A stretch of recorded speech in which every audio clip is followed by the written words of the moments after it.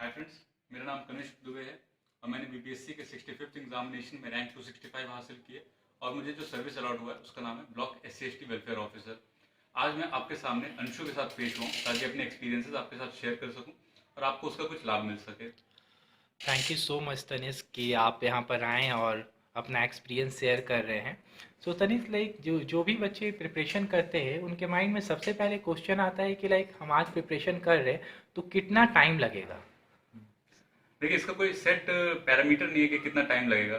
आप अगर इस प्रिपरेशन में घुसे हों तो आपको परसेवरेंस रखना पड़ेगा, आपको अपने आप को पेशेंट रखना पड़ेगा कि आप अगर आपने कुछ गोल अचीव करने का सोचा है वो गोल जरूर बड़ा है और अगर बड़े गोल्स आपको अचीव करना है तो आपको कुछ सेक्रीफाइस करना पड़ेगा। तो टाइम अगर बाउंडेशन है आपकी, तो क्यों बाउंडेशन है? कहीं ना कहीं आपके फाइनेंशियल प्रॉब्लम है।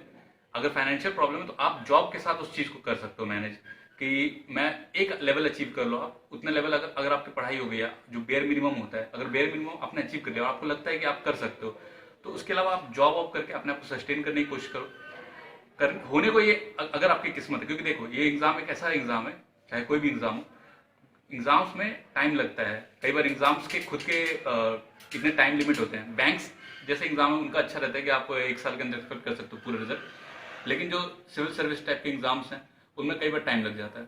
तो आपको पेशेंट रहना पड़ेगा, ठीक है? आपको पेशेंस रख के अपना एग्जाम जो आपने गोल सोचा उसको अचीव करने की कोशिश करनी पड़ेगी।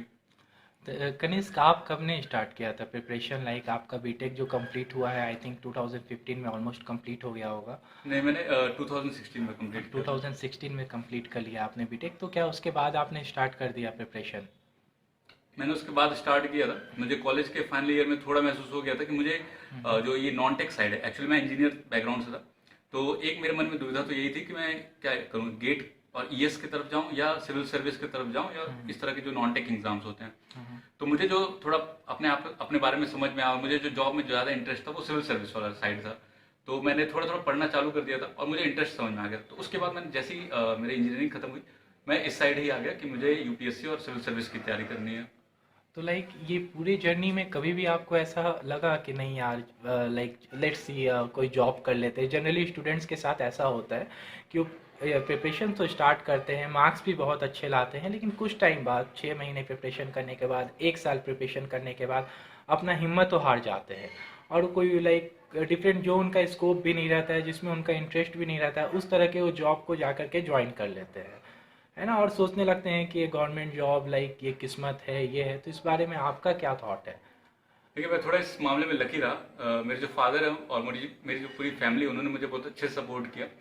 तो इस फाइनेंशियल वाले प्रॉब्लम्स तो नहीं आए, लेकिन हाँ, एक दो तरह के लोग होते हैं। एक फाइनेंशियल प्रॉब्लम तो उनके अपने सिचुएशन हो सकते हैं। मेरी जो सिचुएशन थी वो कहीं ना कहीं मतलब मेरे अंदर से वो जो दुविधा होती है ना, वो इतनी बड़ी दुविधा होती है, क्या मैं कर सकता हूँ, क्या मैं कर पाऊंगा? तो उस क्वेश्चन को जब भी मैं सोचता था तो मुझे हमेशा अपना ध्यान आता था कि एक प्लान भी बनाना पड़ेगा। और यूपीएससी के अलावा ये जो बीपीएससी मैंने क्लियर किया, ये मेरा प्लान बी ही था। और क्योंकि काम मुझे वैसे ही करने को मिल रहा है तो मैं ज़्यादा इंटरेस्टेड था कि एक बैकअप बना के चलो। तो मैंने ये किया कि मेरा थोड़ा एक सेट लिमिट टारगेट था। मैंने सोचा था कि इतने टाइम, मैंने 2-3 साल अपने को दिया था। और क्योंकि आप जब तैयारी करो ना तो आपको 1 साल तो यही लग जाता है कि आपको सिलेबस समझ में आता है, आपको एग्जाम पैटर्न समझ में आता है। तो जब मुझे 1-2 साल मैंने अपने आप को किया कि ये पढ़ना है, ऐसा है, ये चीज़ें हैं, और मैंने अपने आप को ये समझ लिया कि मैं कर सकता हूँ, इट इज़ अचीवेबल। जब वो मुझे समझ में आ गया तो मैं अब लगा हुआ था। और बस बीच बीच में कई बार खुद से होता है, डाउट होने लगते हैं कि मैं कर सकता हूँ कि नहीं कर सकता हूँ। तो मेरे रिजल्ट्स मुझे वो मतलब हिम्मत देते थे कि मैं कर सकता हूँ, क्योंकि मेरे रिजल्ट्स बहुत मतलब मैं माइन्यूट अमाउंट ऑफ मार्क्स से मैं रह जाता था। तो मैंने दूसरे भी एग्जाम्स दिए, कई बार मैं एसआई के भी एग्जाम्स दिए मैंने, लेकिन मेरा जो टारगेट था वो फाइनली यही सिविल सर्विस था। और धीरे धीरे परसेवरेंस के साथ, मेहनत के साथ मैंने इसे अचीव किया। लाइक दूसरा सवाल ये है कनिष्क कि जब भी हम लोग प्रिपरेशन स्टार्ट करते हैं, कोई भी स्टूडेंट प्रिपरेशन स्टार्ट करते हैं, तो उनके माइंड में हमेशा एक डाउट रहता है कि हम कितना घंटा पढ़ाई करें।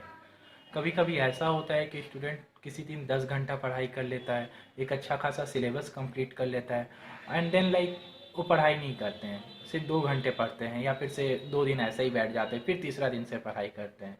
तो ये कैसा होना चाहिए हम लोगों का जर्नी, लाइक कितना घंटा पढ़े डेली? हम्म। देखिए, इसमें आपके डेडिकेटेड आवर्स तो होने ही चाहिए। जैसे कुछ लोग मैंने देखा है कि जॉब करते हुए भी पढ़ लेते हैं, तो भी उनके डेडिकेटेड आवर्स होते हैं कि मैं कम से कम 4 घंटे डेली पढ़ूंगा। तो देखिए घंटे बहुत ज़्यादा जरूरी नहीं है। अभी हाल फिलहाल में नीट का जो रिजल्ट आया उसमें एक लड़के ने कहा कि वो 4 घंटे पढ़ता था, कई लोग इस पर भरोसा नहीं कर पा रहे हैं। तो देखिए घंटे, वो 4 घंटे जो होते होंगे ना, वो ऐसा नहीं था कि उसमें वो पढ़ रहा है और उसका ध्यान कहीं और है, वो 4 उसके कोर आवर्स होते होंगे। तो आप जो अपने कोर आवर्स है आप डिसाइड कर रहे हो, अगर आपका 4 आवर्स ही बन रहा है, 5 आवर्स बन रहा है, लेकिन अगर आप उसमें अपने आप को सस्टेन कर पा रहे हो, आपको सारी चीजें ग्रैस्प हो पा रही है, ये नहीं कि आप सब पढ़ रहे हो लेकिन वो वर्ड आपको बार बार पढ़ना पड़ रहा है, 3 बार पढ़ना पड़ रहा है, अगर ये नहीं हो रहा है तो जो आपके कोर आवर्स, अगर 4, 5, 6 भी आवर्स बहुत है, आप बस उसको डेली बेसिस पे करो। ये नहीं होना चाहिए, अगर आप मान लो, होता है अप्स एंड डाउन्स दोनों आते हैं, अगर आपका किसी दिन 10 घंटे हो गया, अच्छी बात है, उसको मत गिनो, आपका वो दिन कंप्लीट हो गया, आपने अपने 4 घंटे 5 घंटे के जो भी टारगेट था आपने अचीव किए, 8 घंटे के टारगेट अचीव किए।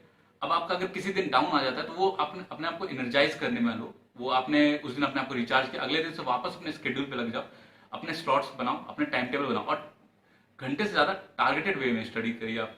जैसे क्या होता है कि आपको पता होना चाहिए कि आज मुझे एप्टीट्यूड खत्म करना है, मुझे रीजनिंग पढ़नी है इतनी, रीजनिंग में मान लीजिए कोई सिलेबस है, टाइम एंड वर्क है, मैथ्स का कुछ भी है, जैसे आपको डाइस का पढ़ना है, तो आप अपना टारगेटेड वे बना लो कि मुझे ये टॉपिक्स तो खत्म करने ही है, इनके इतने क्वेश्चन लगाने हैं। अगर आप टारगेटेड वे में स्टडी करोगे तो आपको अपना अचीवमेंट भी दिखेगा कि कितने परसेंट आपने उसको बढ़ाया है। जीएस हो गया, जैसे जनरल स्टडीज, जनरल अवेयरनेस, आपने करंट अफेयर इतना पढ़ लिया, तो अगर आपके जो आवर्स हैं, आवर्स होने चाहिए, नो प्रॉब्लम, लेकिन अगर आपके टारगेट्स आपको अचीव होते हुए दिखेंगे ना कहीं आप सोचोगे हाँ मैंने बहुत कुछ अचीव कर लिया है, और वो अपने आप में एक मोटिवेटिंग फैक्टर होगा ताकि आप इस जर्नी को कंटिन्यू रख सको।